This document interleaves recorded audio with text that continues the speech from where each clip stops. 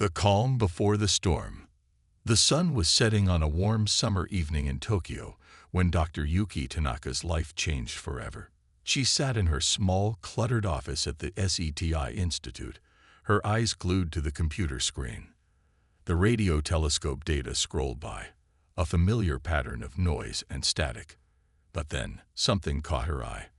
A pattern, a rhythm, a message. Her heart raced as she double-checked the readings. There was no doubt about it. This was it. The moment scientists had been waiting for centuries. First contact. Across the globe, in the bustling streets of New York City, Tom Chin was grabbing a quick hot dog from a street vendor when the news broke. The big screens in Times Square flickered, and a breaking news alert flashed across them.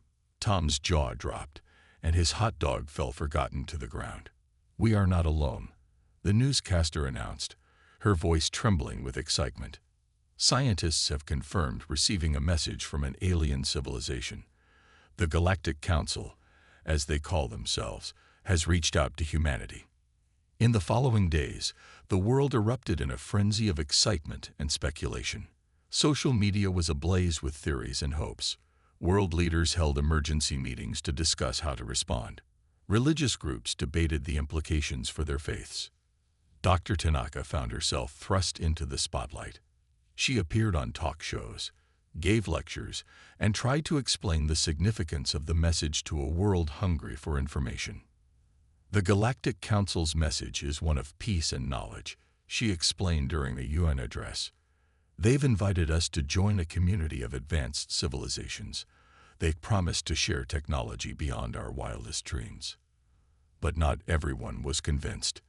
In a small pub in London, retired military officer Jack Blackwood nursed a pint of beer and frowned at the TV. "It's too good to be true," he muttered to no one in particular. "Nothing in this universe comes for free." His words were lost in the general excitement. Governments around the world began preparing for the arrival of the Galactic Council's representatives. New facilities were built to host the alien visitors. Scientists worked around the clock to prepare questions and research proposals. In a small town in the American Midwest, Sarah Johnson watched the preparations with wide-eyed wonder. She was only 10 years old, but she knew she was living through history. "Do you think they'll look like us, Mom?" she asked, clutching her favorite alien plush toy. Her mother smiled and ruffled her hair. "I don't know, honey, but I'm sure they'll be friendly." As the day of first contact approached, the world held its breath. Global conflicts were put on hold. For the first time in history, humanity stood united, ready to take its place among the stars. The night before the Galactic Council's ship was due to arrive, people around the world gathered in parks and town squares. They lit candles and sang songs of peace and unity. The atmosphere was electric with hope and anticipation. In orbit, astronauts on the International Space Station prepared to be humanity's first greeters. They had trained for months for this moment, practicing greetings in dozens of Earth languages and even attempting to learn a few words of the Galactic Council's language. As dawn broke on the day of arrival, billions of eyes turned to the sky. News channels ran nonstop coverage, with experts speculating on what the aliens might look like and what gifts they might bring. In her office, Dr. Tanaka took a deep breath and straightened her jacket. She had been chosen to be part of the welcoming committee. As she stepped out of the building, a crowd of well-wishers cheered. She smiled and waved, trying to hide her nervousness. "This is it," she thought, "the beginning of a new era for humanity." Little did she know, as she climbed into the car that would take her to the landing site, that this new era would begin in a way no one could have possibly imagined. The calm before the storm was about to end, and humanity's greatest challenge was about to begin. The massive alien ship appeared in Earth's orbit at exactly 9:00 a.m. UTC, just as they had promised. It was a sight that took everyone's breath away, a gleaming behemoth that dwarfed even the largest human space stations. Dr. Yuki Tanaka stood at the designated landing site, her heart pounding with excitement. Around her, world leaders and fellow scientists waited, their faces a mix of anticipation and nervousness. Cameras from every news network on Earth were trained on the sky, broadcasting the historic moment to billions. "Look!" someone shouted. A smaller ship had detached from the main vessel and was descending towards them. The crowd held its collective breath as the ship gracefully touched down on the landing pad. For a moment, nothing happened. Then, with a hiss of escaping air, a door on the ship slid open. Dr. Tanaka stepped forward, ready to make humanity's first greeting to an alien species. But no one emerged from the ship. Instead, a beam of light shot out, scanning the gathered crowd. Before anyone could react, the beam intensified, becoming blindingly bright. Dr. Tanaka shielded her eyes, a sudden feeling of dread washing over her. That's when the screaming started. In New York, Tom Chen was watching the live broadcast when the feed suddenly cut out. Confused murmurs rippled through the crowd in Times Square. Then someone pointed at the sky. A bright light was growing larger by the second. "Is that part of the show?" someone asked. It wasn't. The light was a weapon, and New York was its target. The beam hit with the force of 1,000 suns. Buildings vaporized instantly. The heat was so intense that those not immediately killed burst into flames as they ran. Similar scenes played out in cities across the globe. London, Moscow, Beijing, Rio de Janeiro. All were hit within minutes of each other. The Galactic Council's attack was swift, merciless, and devastating. In her small Midwest town, young Sarah Johnson huddled in her basement with her family, listening to the terrifying reports on the emergency broadcast system. Her alien plush toy lay forgotten on the floor as she clung to her mother, tears streaming down her face. "Why are they doing this, Mom?" she sobbed. "I thought they were our friends." Her mother had no answer. None of them did. In orbit, the astronauts on the International Space Station watched in horror as the planet they called home was ravaged below them. They tried desperately to contact ground control, but all they received was static. As the attacks continued, governments around the world scrambled to respond. Military bases launched fighter jets and missiles, but they were swatted out of the sky like flies. Nuclear weapons were considered, but the fear of making things worse stayed their hands. In London, Jack Blackwood emerged from the ruins of the pub, his military training kicking in. He began organizing survivors, leading them to underground shelters. As he helped an injured woman, he couldn't help but think, "I knew it was too good to be true." Hours passed, and the attack showed no signs of stopping. The death toll climbed into the millions. Major cities around the world lay in ruins. Those who survived the initial onslaught faced a new threat: chaos and panic. In the smoldering remains of Tokyo, Dr. Tanaka regained consciousness. She was one of the few survivors from the welcoming committee. As she stumbled through the ruins of what was once her city, a determination grew within her. They needed to understand why this was happening. They needed to fight back. As night fell on the first day of the attack, the remnants of humanity faced an uncertain future. The Galactic Council, once a symbol of hope and progress, had revealed itself as a force of unimaginable destruction. In hidden bunkers and remote locations, the seeds of resistance were already beginning to sprout. Humanity had been knocked down, but it was far from out. The species that had survived ice ages, plagues, and its own destructive tendencies was not going to go quietly into the night. The Galactic Council had made a grave mistake. They had underestimated the resilience, the determination, and the sheer stubborn will of the human race. And in the coming days, weeks, and months, they would learn just how costly that mistake would be. As survivors around the world emerged from hiding to face the devastating new reality, one question burned in every mind: how could humanity possibly fight back against such an overwhelmingly superior force? The answer, though they didn't know it yet, lay in the very human traits that had brought them this far: ingenuity, adaptability, and an unwavering spirit. The war for Earth's survival had begun, and humanity was about to show the galaxy why you should never, ever count them out. 2 weeks after the devastating attack, the world was unrecognizable. Smoke still rose from the ruins of once great cities. The survivors, those lucky enough to escape the initial onslaught, had scattered to the winds. In the dense forests of the Pacific Northwest, Dr. Yuki Tanaka wiped sweat from her brow as she examined a piece of alien technology. She had salvaged it from the wreckage of the Galactic Council's landing ship. Around her, a makeshift camp buzzed with activity. Scientists, soldiers, and civilians worked side by side, united in their goal of survival and resistance. "Any progress, Doc?" a gruff voice asked. Jack Blackwood, the retired military officer from London, had become an unofficial leader of their group. Dr. Tanaka shook her head. "It's unlike anything I've ever seen, but I'm not giving up." Meanwhile, in the vast network of old mining tunnels beneath the Appalachian Mountains, Tom Chen tapped furiously at a jury-rigged computer terminal.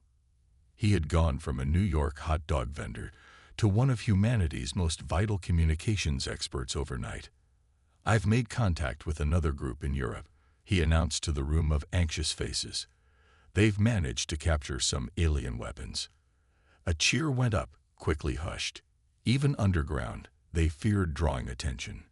Across the Atlantic, in the Scottish Highlands, young Sarah Johnson and her family had found refuge with a group of survivors.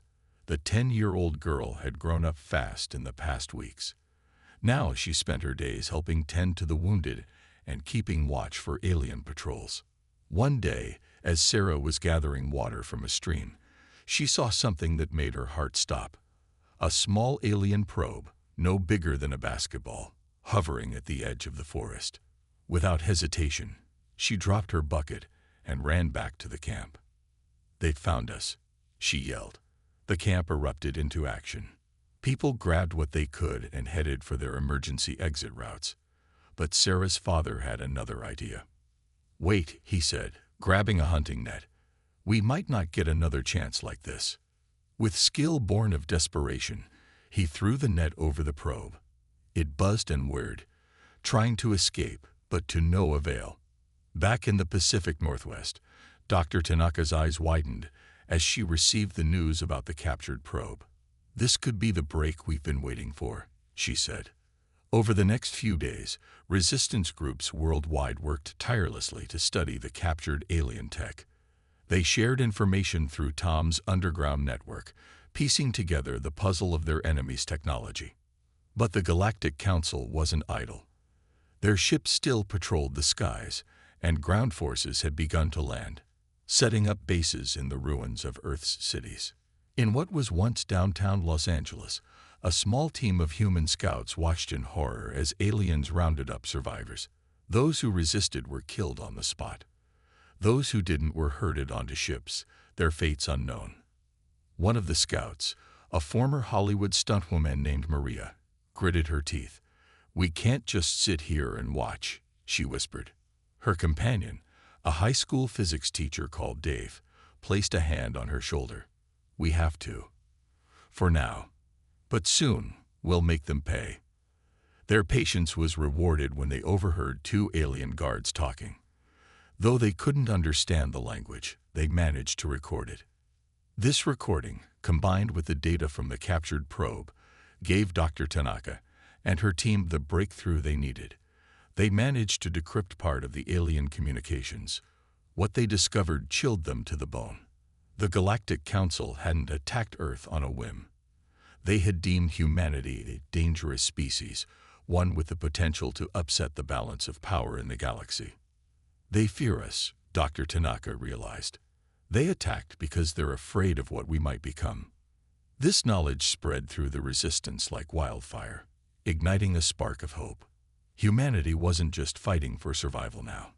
They were fighting to prove the Council right, to show the galaxy just how dangerous they could be when pushed too far. In hidden bases and secret meetings around the world, plans began to form. Humanity had been knocked down, but they were far from out. The resistance was growing stronger every day, and soon they would be ready to strike back. As the sun set on another day of alien occupation, the survivors of Earth's devastation looked to the stars with new determination. The Galactic Council had started this war, but humanity was going to finish it. And when they did, the entire galaxy would learn why you should never, ever underestimate the human spirit. 3 months had passed since the Galactic Council's devastating attack. In that time, humanity had gone from shocked victims to determined survivors. Now they were on the cusp of becoming something more, rebels with the potential to fight back. In a hidden underground lab beneath the ruins of Tokyo, Dr. Yuki Tanaka stood before a group of scientists and engineers. Her eyes gleamed with excitement as she unveiled their latest creation. "Ladies and gentlemen," she said, pulling off a cloth cover, "I give you the first human-made plasma rifle." The weapon looked cobbled together from scrap metal and alien tech, but when Dr. Tanaka fired it at a test target, the results were impressive. The energy blast left a smoking hole in the reinforced wall. Cheers erupted from the crowd. For the first time since the invasion, they had a weapon that could hurt the aliens. Meanwhile, in the Appalachian Command Center, Tom Chen was working on a different kind of weapon. His fingers flew over the keyboard as he fine-tuned the algorithm. "Got it," he exclaimed. Jack Blackwood leaned over his shoulder, squinting at the screen. "What am I looking at, son?" the old soldier asked. Tom grinned. "A way to hack their communication systems. We can intercept their messages, maybe even send false orders." Across the ocean, in the Scottish Highlands, young Sarah Johnson was proving that even children had a role to play in this new world. She had discovered an unexpected talent for spotting patterns in alien patrol routes. They always pass by the old castle at the same time, she told Maria, the ex-stuntwoman who had become a key member of their resistance cell. "If we set a trap there." Maria nodded, impressed. "Good work, kid. You might have just given us our first real shot at taking out an alien squad." As these developments spread through the global underground network, a new sense of hope began to emerge. Humanity was adapting, learning, and growing stronger every day. In what was once Silicon Valley, a group of tech geniuses had reverse-engineered alien shield technology. They couldn't replicate it fully, but they managed to create small personal force fields that could deflect a few shots. Deep in the Amazon rainforest, a team of botanists made a startling discovery. Certain earth plants had unexpected effects on alien biology.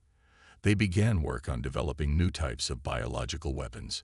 Even in the heart of occupied territories, the human spirit refused to be crushed. In New Berlin, the aliens' European headquarters, a resistance group led by a former street artist, was waging a guerrilla war of propaganda. Their messages, painted in glow-in-the-dark paint visible only at night, reminded people, "We are still here. We will fight back." The Galactic Council, initially confident in their victory, began to grow uneasy. Their patrols were meeting increasing resistance. Their communications were becoming unreliable. Strange illnesses were affecting their ground troops. In a secret meeting on their orbiting command ship, alien leaders argued about how to proceed. "We should glass the entire planet," one commander growled. "It's the only way to be sure." But others disagreed. "We came here for resources," another pointed out. "Destroying the planet defeats that purpose." As the aliens debated, humanity prepared. In every hidden base, every secret lab, every underground bunker, people worked tirelessly. They knew that their window of opportunity wouldn't last forever. Dr. Tanaka, reviewing the latest global progress reports, felt a surge of pride. "We've come so far," she murmured. Jack Blackwood, standing nearby, nodded. "But the real fight is just beginning." They both knew he was right. The victories so far had been small, more annoyances to the aliens than real threats, but that was about to change. As the sun set on another day of occupation, resistance leaders around the world received an encrypted message. It contained plans for a coordinated global assault on key alien installations. The human spirit, once broken, had reforged itself in the fires of adversity. Now it burned with a fierce determination. The aliens had sought to extinguish humanity. Instead, they had sparked a blaze that threatened to engulf the entire galaxy. As people everywhere prepared for the coming battle, one thought echoed in millions of minds. The real war was about to begin, and humanity intended to win. The night was pitch black as a small team of human resistance fighters crept towards the alien outpost. Leading the group was Maria, the ex-stuntwoman, her face set in grim determination. Beside her, Tom Chen clutched a device that would change the course of the war. "Remember," Maria whispered, "we only get one shot at this." The plan was audacious. Months of preparation had led to this moment. They were going to steal an alien ship. As they approached the perimeter, Sarah's voice crackled over their earpieces. The young girl was back at base, monitoring alien communications. "Patrol coming your way. 30 seconds. The team froze, blending into the shadows. The alien patrol passed by, oblivious to the humans hiding mere meters away. "Clear," Sarah's voice came again. With silent efficiency, the team moved forward. Tom's hacking device made short work of the security systems. They were in. Inside the compound, chaos erupted. Alarms blared as the humans fought their way to the hangar. Dr. Tanaka's plasma rifles proved their worth, cutting down alien defenders. "There," Jack Blackwood shouted, pointing at a sleek spacecraft. "That's our ticket out of here." As the team sprinted for the ship, a massive alien emerged, blocking their path. It was easily twice the size of a human, with 4 arms each wielding a weapon. "Go," Maria yelled to the others. "I'll hold it off." Before anyone could argue, she charged at the alien. Years of stunt work made her agile, dodging energy blasts and landing quick strikes.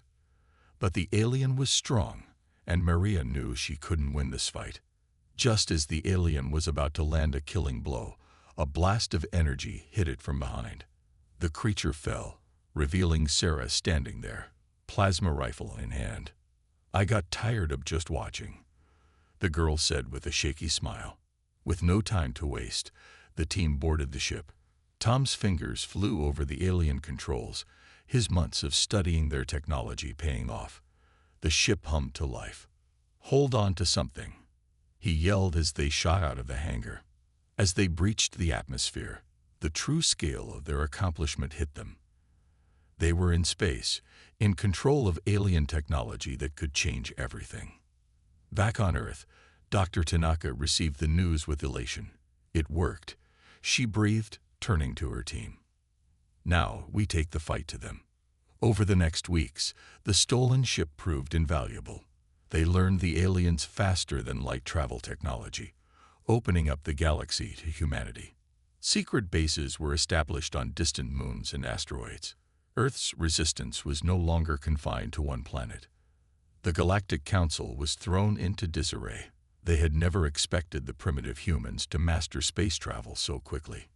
In a bold move, human forces began targeting the Council's supply lines.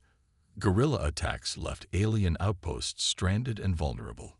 During one such raid, Jack Blackwood made a startling discovery. In the captured alien database, he found references to other species that had been similarly attacked by the Council. "We're not alone in this fight," he realized. The news spread like wildfire through the resistance. Humanity began reaching out to these other oppressed species, forming alliances. The galaxy, which had seemed so hostile, was now filling with potential friends and allies. Species that had suffered under the Council's tyranny saw hope in humanity's resistance. As their alliance grew, so did their effectiveness. The Council found itself fighting on multiple fronts against an enemy that seemed to grow stronger with each defeat. In the midst of this turmoil, Sarah, now a teenager, made a breakthrough in understanding the alien language. Her discovery led to the resistance intercepting a critical piece of information. "They're planning something big," she told the resistance leaders, "something that could wipe us out for good." The mood was tense as they discussed their options. They had come so far, but the Council still had the upper hand in terms of technology and numbers. Dr. Tanaka stood up, her eyes blazing with the same determination that had kept humanity going through its darkest hours. "Then we strike first," she said. "We take the fight to their homeworld." The room fell silent as the weight of her words sank in. It was a huge risk, but if they succeeded, they could end the war. As plans were made and forces mobilized, a sense of anticipation filled the air. The final battle was coming. Humanity, along with its new allies, was ready to fight for its place in the galaxy. The Galactic Council had started this war. Now, humanity was going to finish it. The stolen alien ship, now christened Hope's Dawn, glided silently through the star-studded vastness of space. On the bridge, Dr. Yuki Tanaka stood beside the ship's unlikely pilot, young Sarah Johnson.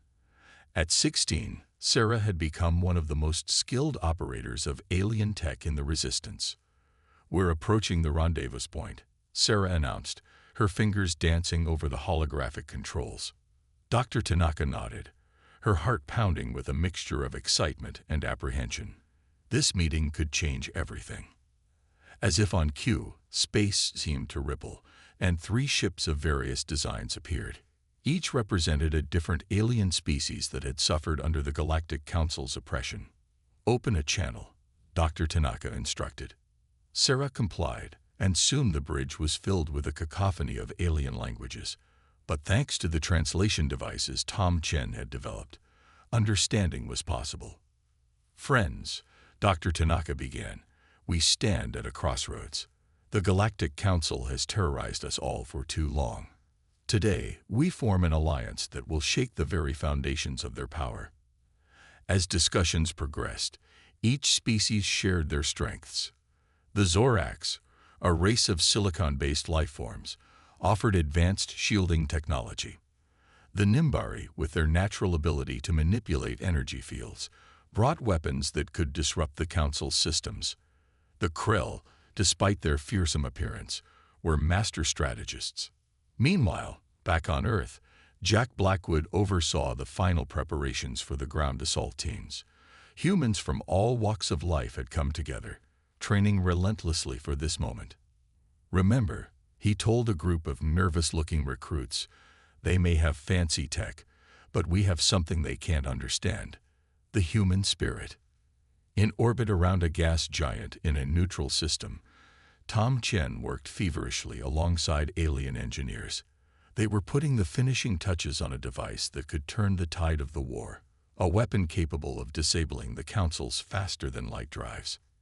"If this works," Tom muttered to himself, "they won't know what hit them."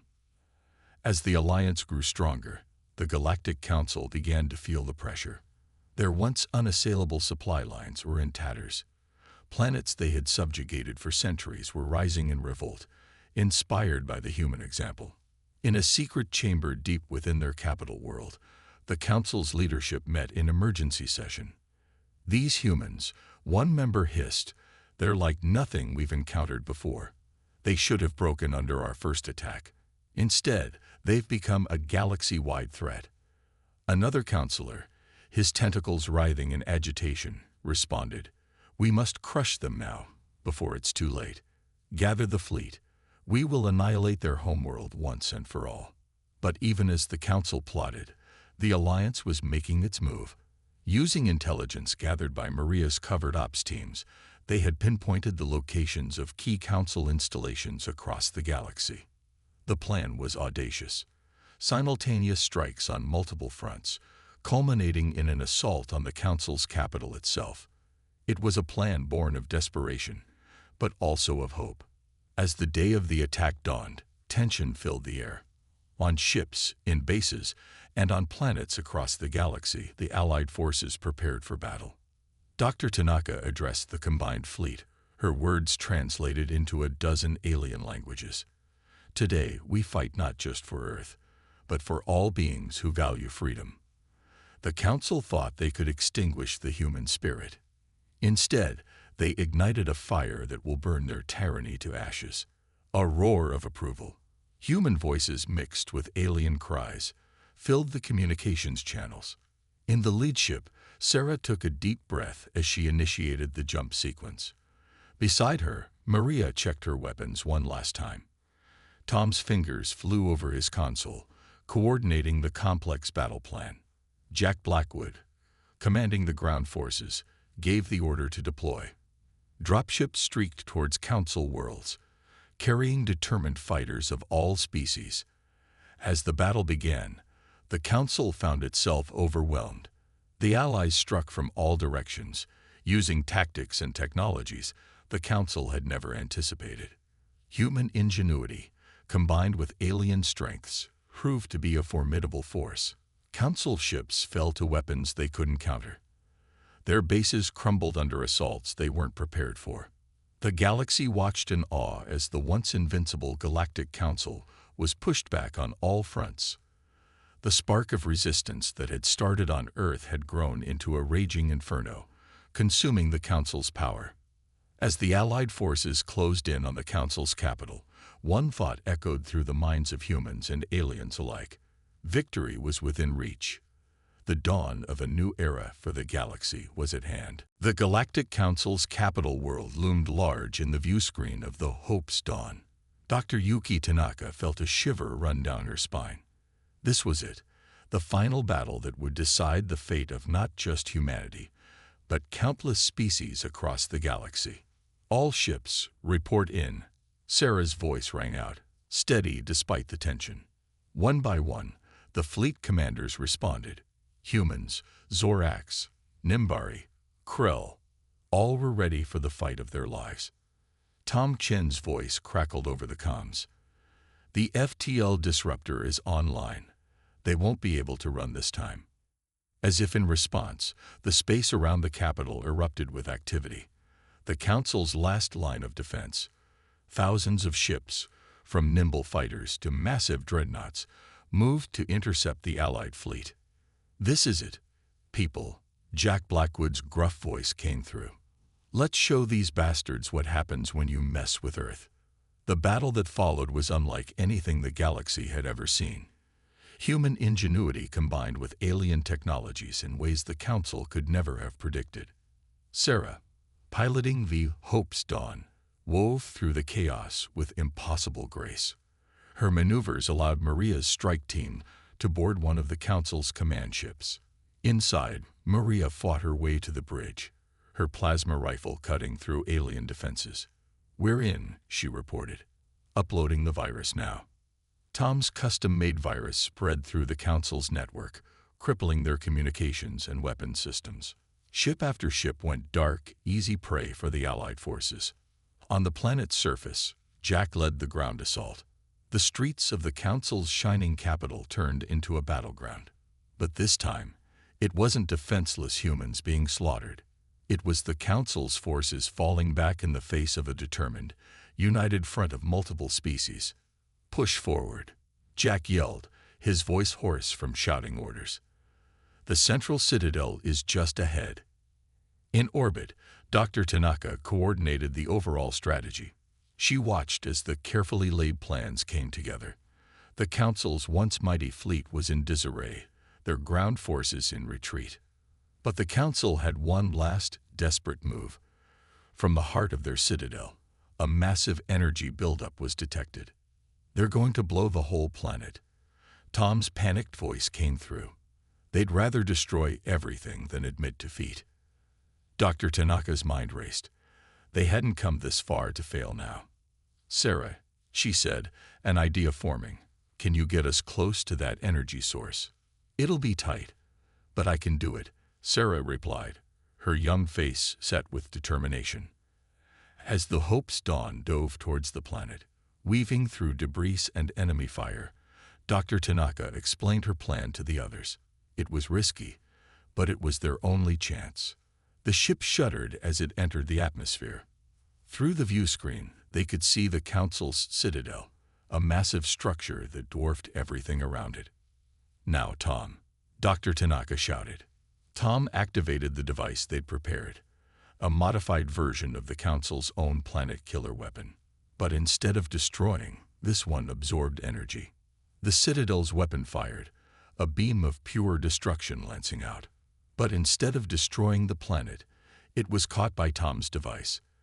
The Hope's Dawn shook violently as it channeled the immense power.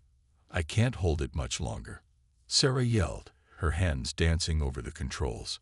With a final surge, the energy was redirected, not at the planet, but at the Council's orbiting fleet. In a blinding flash, the majority of the enemy ships were vaporized. On the ground, Jack and his team breached the Citadel's defenses.